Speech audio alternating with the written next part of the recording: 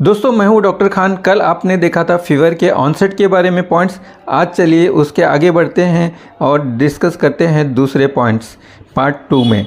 चलिए दोस्तों आगे बढ़ डिस्कस करते हैं हम दूसरा पॉइंट, जिसमें डिस्कस करेंगे कि फीवर का पैटर्न क्या होता है। दोस्तों मलेरिया में इसका इंटरमिटेंट रहता है पैटर्न। स्वेटिंग होता है फीवर आने के बाद, ऐसा कॉमनली देखा जाए। टाइफाइड में कंटिन्यूअस रहता है और डेली इवनिंग के टाइम पे रेज होता है, ऐसा देखा गया है। डेंगू कंटिन्यूअस रहता है और हाई रहता है।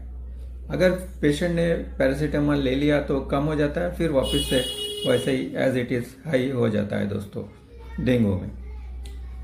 कोरेजा यानी कि कोल्ड, उसमें जो है ना जनरली वो ज़्यादा नहीं रहता है और एब्सेंट रहता है या कम रहता है, जो ग्रेड रहता है इसका।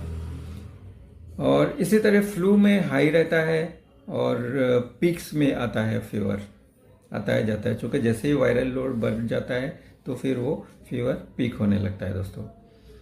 और upper respiratory tract, pharyngitis, laryngitis, sinusitis में वेरिएबल रहता है। कभी हाई फीवर भी आता है, कभी लो भी आता है, कभी कभी कभी कैसे भी आता है। उसमें प्रॉब्लम हो जाता है डायग्नोसिस का दोस्तों। तो हम दूसरे जो सिम्टम्स हैं उसको लेके इसको हम डायग्नोस करेंगे दोस्तों। और इसके बाद में हम देखते हैं कि बॉडी एक्स रहते हैं कि नहीं रहते हैं। तो दोस्तों मलेरिया में बॉडी एक्स मॉडरेट रहते हैं और टाइफाइड में ये माइल्ड रहती है बॉडी एक। डेंगू में बहुत ही सीवियर रहती है, ब्रेक बोन के जैसी।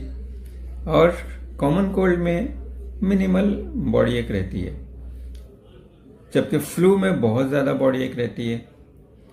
और ऐसे ही अपर रेस्पिरेटरी ट्रैक्ट इन्फेक्शंस वगैरह में जो कि बैक्टीरियल रहते हैं जनरली, उसमें मिनिमल बॉडी एक रहती है दोस्तों। इसी तरह हेडेक जो है दोस्तों इसमें प्रेजेंट रहता है मलेरिया में, और टाइफाइड में भी माइल्ड हेडेक रहता है। डेंगू में रेट्रो ऑर्बिटल और सीवियर रहता है। कॉमन कोल्ड में रेयर है, ज़्यादा हेडेक नहीं रहता है, जबकि फ्लू में सीवियर रहता है दोस्तों।